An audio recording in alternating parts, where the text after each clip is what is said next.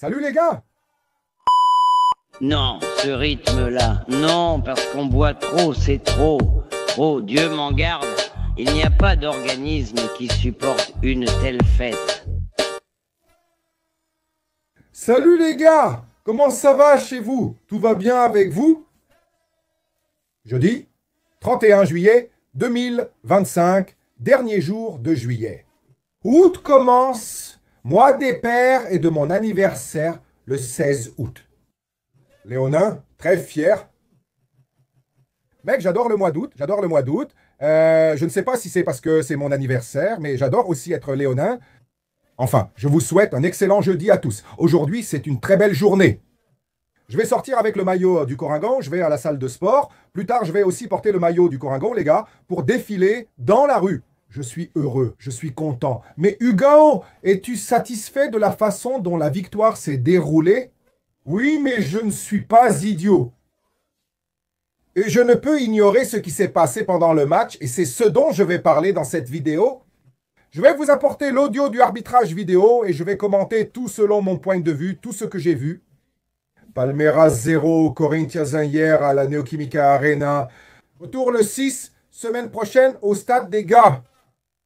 Et alors, vous allez faire la même chose que les Gavions, que les groupes organisés du Corinthien ont fait hier dehors du stade? Vous allez faire la même chose que les joueurs du Corinthien ont fait sur le terrain aujourd'hui? C'est la grande question, le point d'interrogation. Je vais vous apporter l'audio du arbitrage vidéo et je vais analyser, toujours sans parti pris, ici sur la chaîne de Hugo Corintiano. Et bien sûr, abonnez-vous à ma chaîne, laissez votre like, activez la cloche. Allons écouter l'audio du arbitrage vidéo et ensuite Hugo Corintiano. Ici, il donne clairement un coup de poing dans l'air et proteste. Tu as vu Hugo se jeter dans la surface, n'est-ce pas? Non, tout a été vérifié, tout est clair, les situations ici, aussi bien à l'intérieur qu'à l'extérieur de la surface. Attaque! Vérifie la position de Gomes. Pour moi, il est en jeu bien aligné. C'est parfait, pression sur le terrain, le but, allons-y, moment du contact avec le ballon. Encore un, encore un. Parfait, traçons la ligne. Un de plus, un de moins. Moins, plus en direct. D'accord, là c'est la sortie. Traçons la ligne. C'est le joueur 14. Ici, le défenseur est celui-ci. C'est triangulé. Je suis triangulé, ici Braga. Un à gauche. D'accord, il est monté à l'épaule. Le défenseur devient maintenant attaquant. Parfait. Continue. Fais un triangle, ajuste. C'est la tête, d'accord? C'est sa tête, fais un triangle pour moi.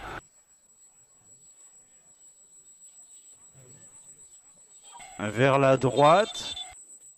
Un vers la gauche. Un vers la droite. Un vers la gauche. J'ai triangulé. D'accord, tu peux monter. Ouvre pour moi. Regarde s'il y a un joueur ou plusieurs ici sur tout le terrain. C'est fermé ici. D'accord, celle-ci est déjà fermée. Oui, d'accord. D'accord, poursuis le jeu. J'ai la caméra si tu veux regarder après.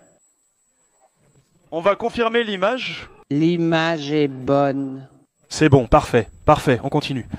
Là, voyons si le joueur interfère. Oui, il le fait. Révision factuelle. Wilton Broglio s'exprime. Vérification des faits. Gustavo Gomes, attaquant de Palmeiras, est hors jeu. Et il interfère directement dans le jeu. C'est bon? Hors jeu, d'accord.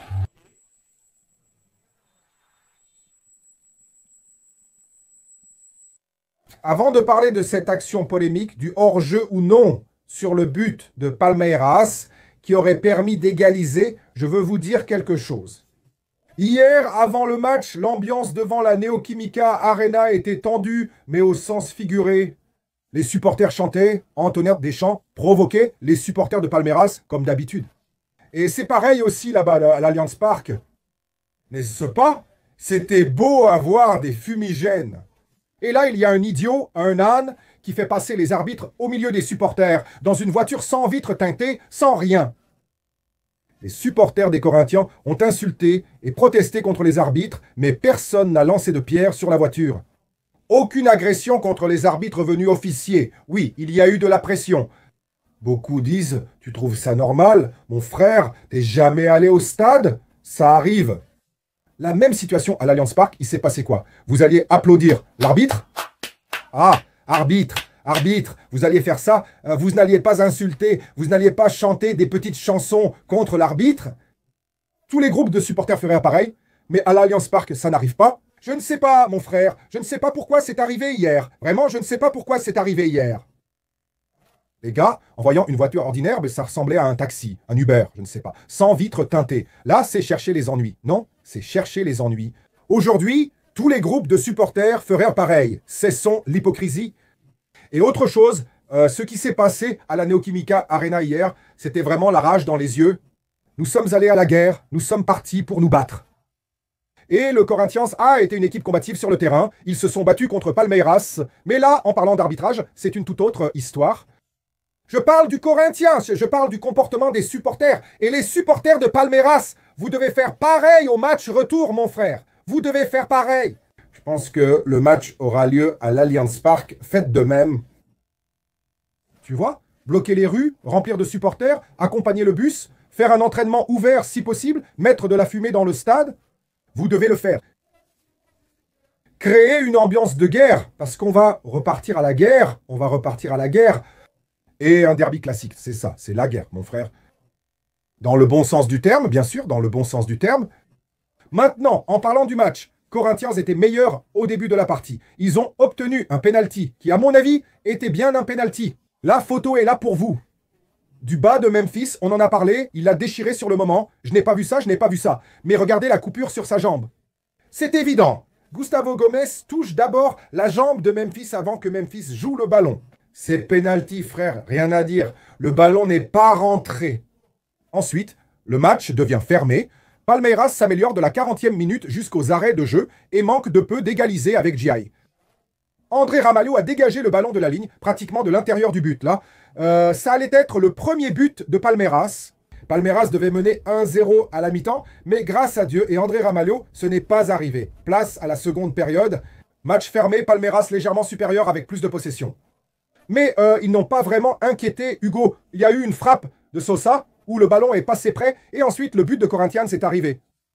Sur une action juvénile, une erreur de l'équipe de Palmeiras, Garro tire le coup franc rapidement car il n'a pas besoin d'attendre l'autorisation de l'arbitre. Centre parfait de Mateuzinho pour la tête de Memphis Depay, seul buteur pour Corinthians. Erreur de Gustavo Gomes, Michael et toute la défense de Palmeiras, totalement dépassée. Je le dis, c'est la guerre. Une minute d'inattention et tu prends un but. Le Corinthians était concentré hier. Et puis, juste après, il y a l'action du fameux hors-jeu. Un centre dans la surface, Gustavo Gomes dévie et Mauricio reprend du premier coup et marque un super but. Palmeiras aurait égalisé, Mauricio célèbre, Sosa l'arrête. Beaucoup de monde, Sosa cherche à se faire remarquer. Bien sûr, c'est classique, les gars, ça fait partie du show. Le football, ici, est provocateur. Le football, pour ces gars-là, ils doivent se provoquer les uns les autres sur le terrain. Il y a un jeu là-dedans que vous ne voyez pas, mon frère, qui se joue avec des mots, qui est disputé. Et souvent, les caméras n'arrivent pas à le capter. C'est ça la rivalité. Faites-le chez vous, mais chez nous, c'est nous qui faisons, mon frère. Et dit que ce passage a vraiment fait beaucoup de bien. Voici le célèbre but de Palmeiras. Là, je vais vous dire un truc. Il faut se mettre à la place de l'autre. Pour analyser ce penalty-là, au début, que beaucoup de gens, beaucoup de supporters de Palmeiras disent que ce n'était pas penalty. Et si c'était l'inverse, un joueur de Palmeiras? Beaucoup de gens sont là. Regardez la chaussette et la coupure sur la jambe. Si ce n'est pas penalty, il faut lui arracher la jambe. Et c'est la même chose sur l'action du hors-jeu. Si c'était contre Corinthians, il serait furieux de siffler un hors-jeu comme ça. Furieux, comme Abel l'a bien dit. Des équipements archaïques, obsolètes, des lignes qui ressemblent à celles de River Ride sur Atari, ceux qui ont joué à River Ride savent. Tout pixelisé. On ne sait même pas s'il doit aller à droite ou à gauche. S'il a bien cadré au moment où la balle est frappée, alors qu'elle est déjà en l'air. Le bon moment, c'est quand le pied touche le ballon, quand la chaussure du joueur touche le ballon. Mais je pense qu'ils n'arrivent pas à avoir cette image avec la technologie qu'ils ont. À ce moment-là, les millisecondes font toute la différence dans le positionnement. On n'en a pas. Une caméra inversée aurait réglé l'action, mais on ne l'a pas. Peut-être qu'avec le semi-automatique, les choses s'amélioreront. Ou peut-être pas, hein? Dans le football brésilien, c'est compliqué. Mais pour moi, c'est une action non concluante, non concluante. Impossible de dire si Gustavo Gomes a la tête ou le torse devant, c'est non concluant. Et quand c'est non concluant, il faut valider le but. Il faut valider le but. Pour moins de hors-jeu et plus de buts dans le football, moins de hors-jeu comme celui-ci. Pour un cheveu, un petit bout de tête, non, je ne sifflerai pas hors-jeu ici. Donc Palmeiras a bien été lésé sur cette action. Là, ils vont en parler. L'entrée de Ranieri sur Vitor Roque faute. C'était pour un carton jaune. Ensuite, la faute de tirage de maillot. Je crois que c'était Aníbal Moreno sur Garro. Là aussi faute. Carton jaune à la fin de la première mi-temps sur le contre de Yuri Alberto. Pour Evangelista, j'ai vu un simple contact, pas penalty. Enfin, mec, un match rempli de polémiques, mais avec une action. Ce n'est pas seulement le penalty non converti par Corinthians, mais surtout le but de Palmeiras qui aurait pu changer le match.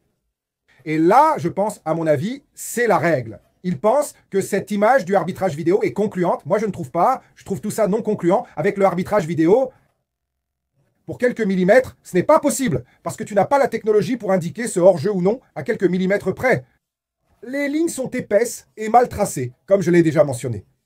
Il faut valider le but, point final, dit le supporter palmeirense.